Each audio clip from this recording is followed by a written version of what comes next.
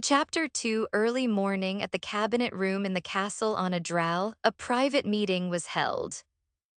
Gathered in a rectangular mahogany table with 14 chairs, 6 chairs on each side and 1 chair on both ends. The left side were occupied by Hakarin, Gabin, Zasha, Zeke, Sierra, and Grath, while the right side were occupied by Trevin, King Turak of the Druids, King Ruther of the Dwarven Kingdom, Zeo, Zasha's grandfather, Queen Moria of Harpies, and Baron, representing the Phoenix's race.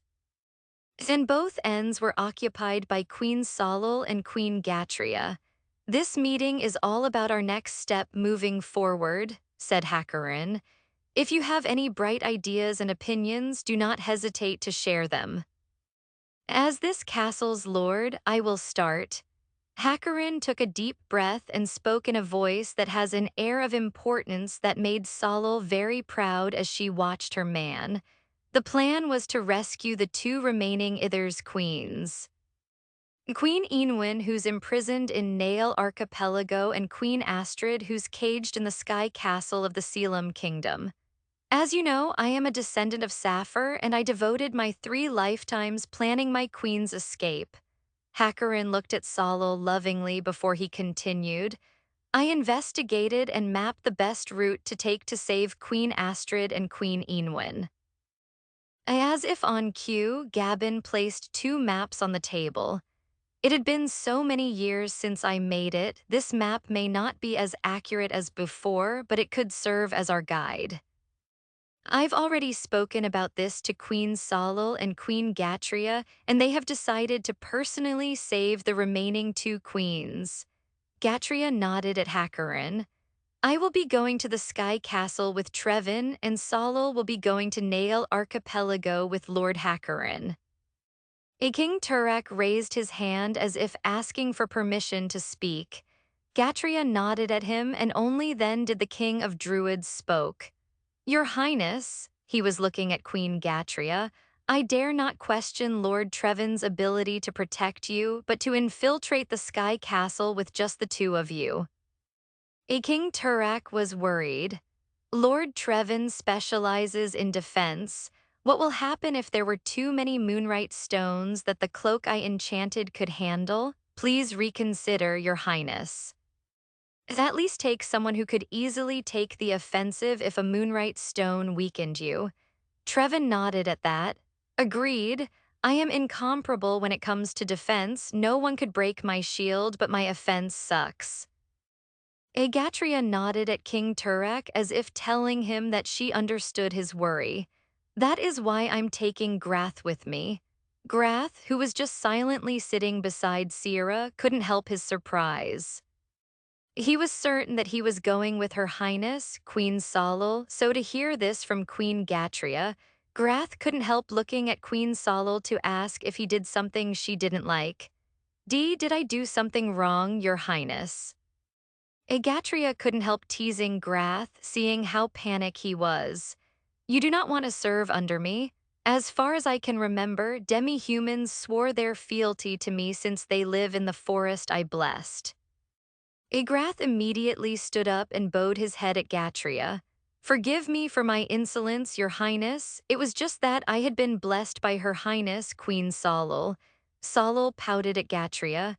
"You can stop teasing him now, Gatria." Gatria chuckled. "Forgive me, I couldn't help it." Gatria's chuckle turned into a gentle smile. "I know that you're blessed by Solal, and that is the reason why Solal wanted you to accompany me in my travel." Solal nodded. "With Grath's strength and flaming claw, you'll have a strong offense." I suggested to Gatria to take Zasha as well, but Hakarin and I talked about it and decided that after what happened the other night, Zasha should stay here in a drow and help protect the town while we're away. I'm positive that she could pull it off." Zasha grinned because she felt like she had earned her teacher's acknowledgement. "I will do my best, teacher," Solal nodded. "You're getting stronger, little Zasha. While I'm away, you should practice and train your flame. Do not follow the footsteps of those puny flame sorcerers' attacks. You should learn and make your own attack. When I return, I want to see your growth and improvement. Izasha nodded enthusiastically. Yes, teacher. Please let me stay with my granddaughter too and protect Adral, said Zio. Hakarin nodded.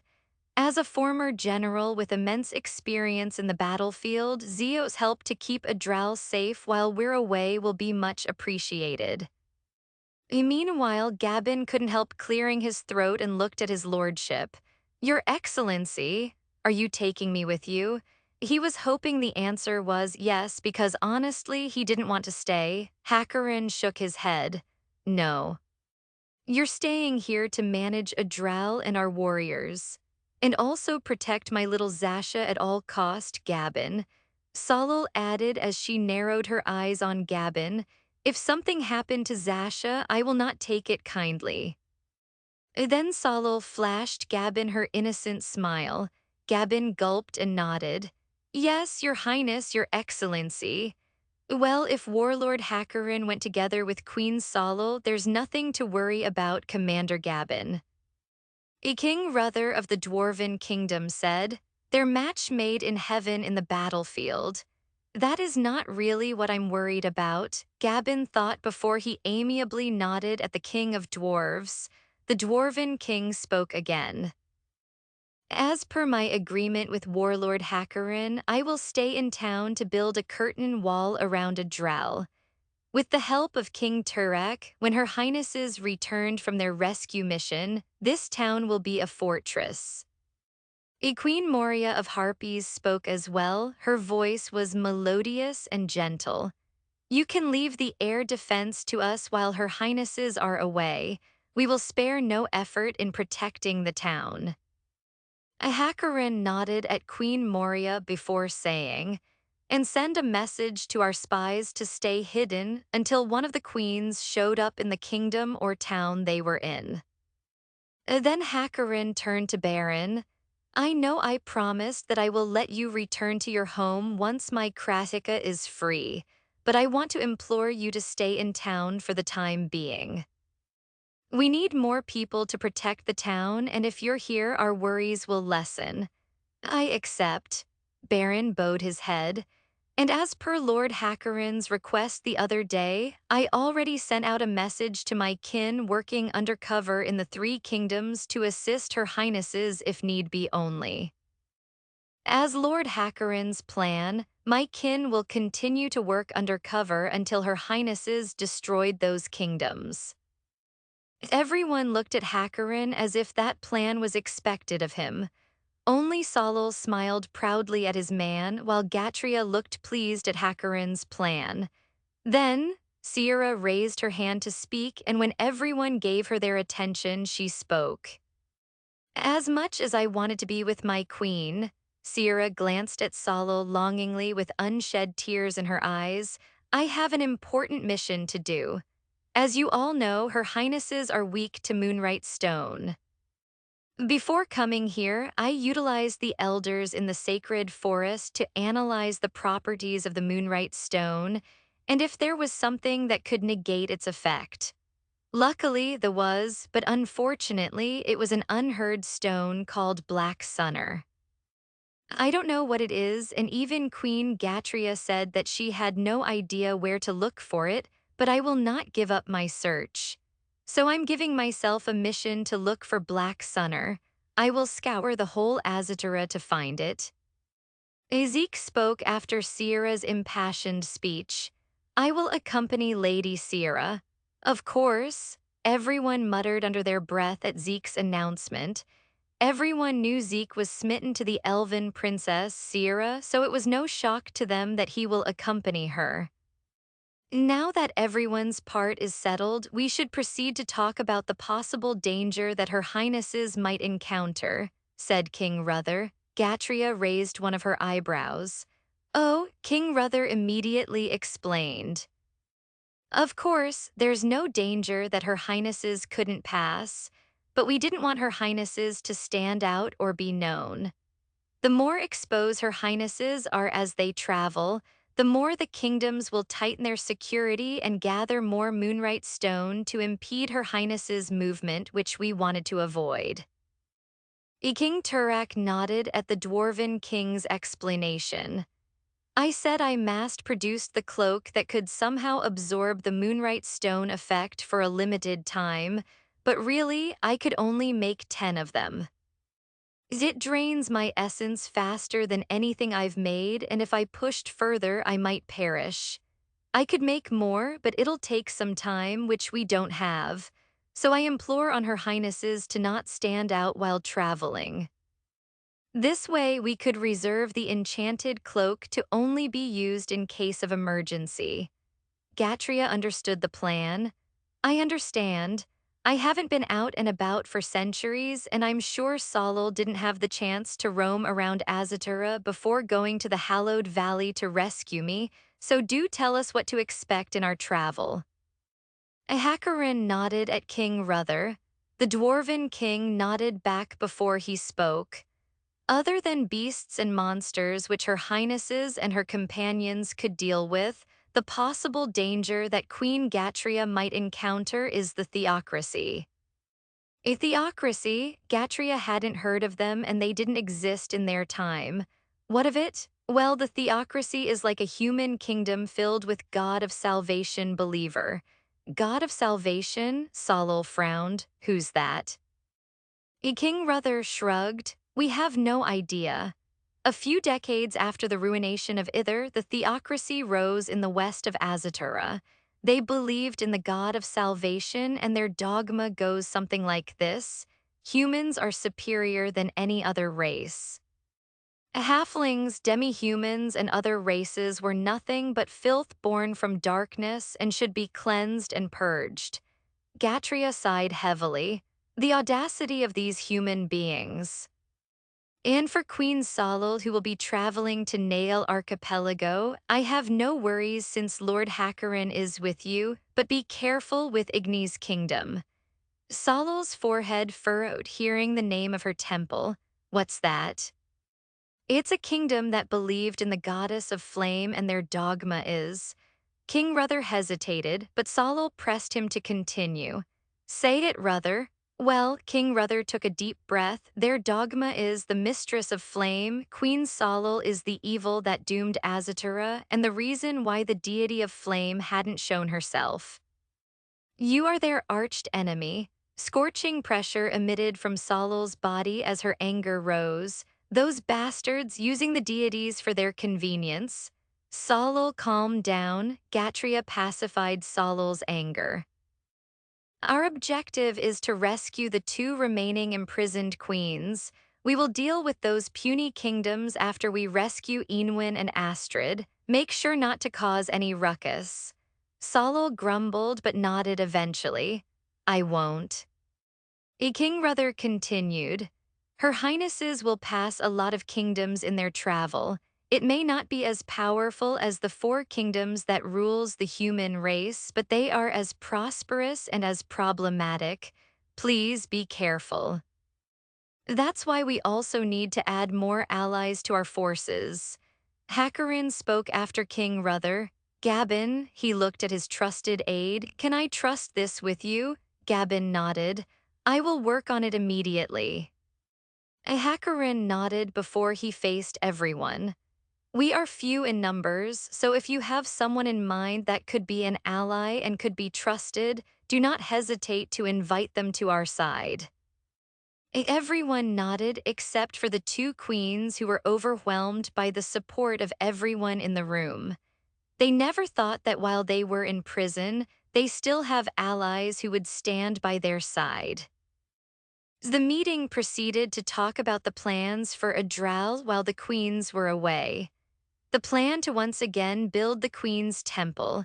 It may not be the same from before, but it will be an abode that they could call home once they got back. After that, other issues were raised about other races and ex-slaves taking refuge inside Adral after. As everyone exited the cabinet room where the private meeting was held, Solal was planning to spend her precious time in Hakarin's room when Gatria got a hold of her. What? Solal asked while slightly pouting.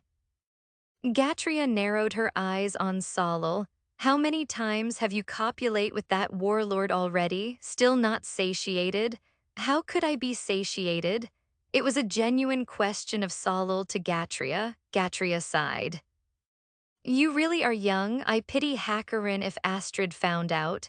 Solul stilled in fear. Oh deities, I really need to reach Enwin fast. Gatria nodded as she guided Solul towards the castle's door. Come on, fly me to the town's gate. I have to check on something. Solul grumbled when they exited the castle, and Gatria made a swing made of vines and decorated with beautiful flower because she knew what it meant. Gatria will ride the swings while she carried it and fly. Gatria smiled at Solul.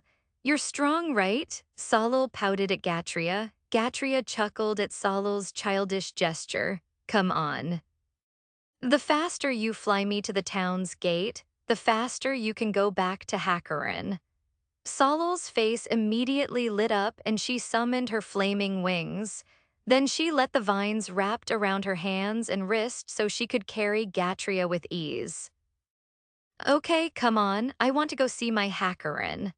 Solul flapped her flaming wings and she soared to the air, easily carrying the swing made of vines and flowers while Gatria was sitting pretty on the swing seat. The physical strength of the queens of Ither was not to scoff at, so carrying Gatria like this was nothing to Solul. The one who landed first outside the town's gate was Gatria, followed by Solul.